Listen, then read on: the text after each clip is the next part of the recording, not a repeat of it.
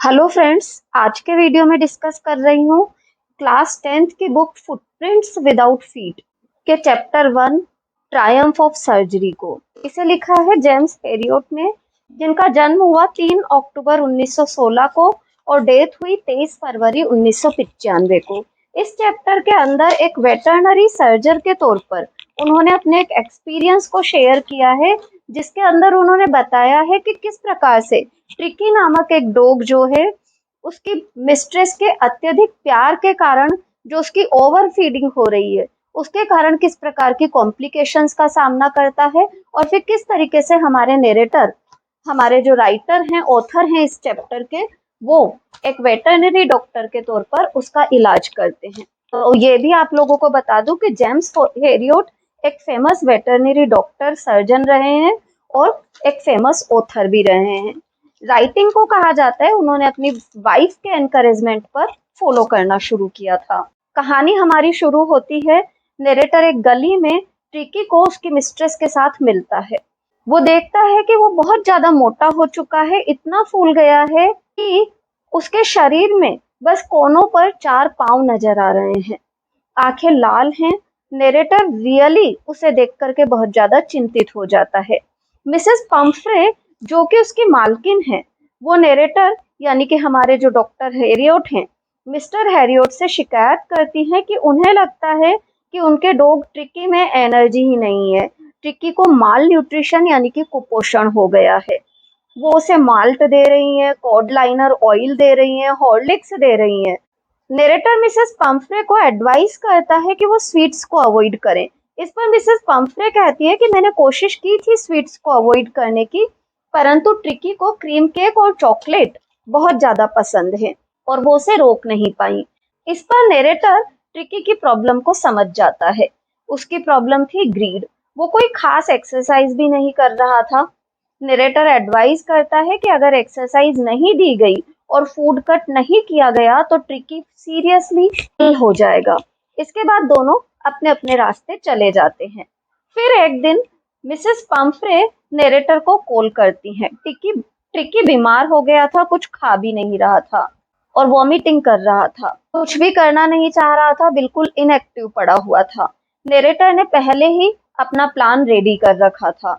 उन्होंने ट्रिकी को 15 दिन के लिए हॉस्पिटलाइज करने का प्रस्ताव मिसेस पंफ्रे के सामने रखा, जिसे सुनकर के वो घबरा गई, क्योंकि उनका मानना था कि ट्रिकी उनके बिना बिल्कुल नहीं रह सकता। नरेटर ने परंतु फर्मली कह दिया कि ट्रिकी को बचाने के लिए बस यही जरूरी है कि उसे हॉस्पिटलाइज किया जाए। इसके बाद निर्णय कर लेते हैं वो कि ट्रिकी को हॉस्पिटल ले जाया जाएगा। मिसेस पंफ्रे का पूरा स्टाफ एक्टिव हो जाता है। ट्रिकी का day bed, night bed, favourite cushions, toys, rubber rings, breakfast bowl, lunch bowl, supper bowl, सब कुछ नरेटर की कार में डाल दिए जाते हैं और हर कोई आंसुओं से भरा हुआ है ट्रिकी को विदा करते वक्त। नरेटर को पूरा विश्वास है कि वो ट्रिकी को क्योर कर लेंगे, क्योंकि उन्हें उसकी बीमारी का रीजन पता था। हॉस्पिटल में जब वो आते हैं तो जितने भी डॉग्स होते हैं वो नरेटर के पास दौड़ते हुए आते हैं और ट्रिकी इनएक्टिवली सबको देखता है। बाकी डॉग्स भी उसे अनइंटरेस्टिंग मान करके इग्नोर करके चले जाते हैं। अन्य डॉग्स के पास ही एक बॉक्स में उसका बेड भी रेडी कर दिया जाता है। नरेटर ने 2 दिन तक उस पर नजर रखी और फिर उसे भोजन नहीं दिया गया, केवल पानी दिया गया। दूसरे दिन के एंड तक ट्रिकी ने अपनी सराउंडिंग्स में इंटरेस्ट लेना शुरू किया। तीसरे दिन उसने अन्य कुत्तों की आवाज सुन करके उस पर विम्पर भी किया। नरेटर के दरवाजा खोलने पर वो उनके पास भी गया, उन डॉग्स के पास भी गया जिन्होंने कि उसे इंस्पेक्ट किया था और गार्डन में चले गए थे। ट्रिकी उनके पीछे चल दिया। सभी डॉग्स को जब फीड किया गया तो उनके बाउल में से वो स्पीड से भोजन को फिनिश कर रहे थे, क्योंकि उन्हें पता था कि अगर उनका भोजन सबसे एंड में फिनिश हुआ तो अदर डॉग्स उसके बाउल की ओर झपटेंगे। अगले दिन ट्रिकी के लिए भी एक बाउल रखा गया, जिसकी ओर ट्रिकी जॉस्टल करता हुआ बढ़ गया। इसके बाद उसकी प्रोग्रेस रैपिड थी। पूरा दिन वो अदर डॉग्स के साथ दौड़ता, यही उसकी मेडिसिन थी। उसे उनके खेलों में मजा आने लगा। वो अदर डॉग्स के गैंग का मेंबर हो गया था। खाने के लिए वो सबसे फाइट करता, चूहों के पीछे दौड़ता।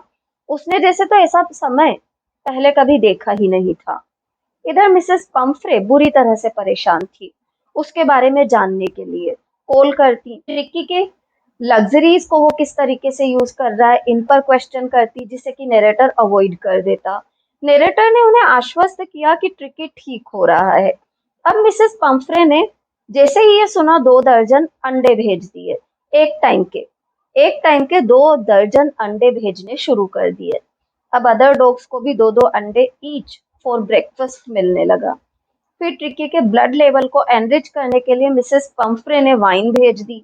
लंच टाइम में भी ये सबको सर्व की जाने लगी।